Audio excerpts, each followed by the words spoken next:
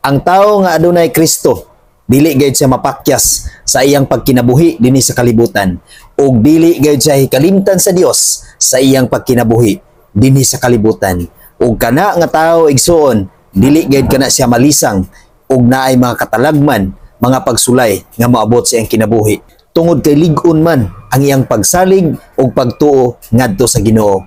Tungod kay iyahang magipuy-an ang iyahang matinud-anon nga pagtuo ug pagdawat ni Hesukristo sa iyahang tibuok nga kinabuhi. Busa kung gusto ka nga dili mapakyas ug dili mahikalimtan sa Dios, dawata ug tuohi nga matinud-anon si Kristo sa imuhang tibuok kinabuhi. 100% igsuon. Salmo 112, versikulo 6 hangtod sa 7. Dili gayud mapakyas ang maayong tao ug dili gayud siya hikalimtan.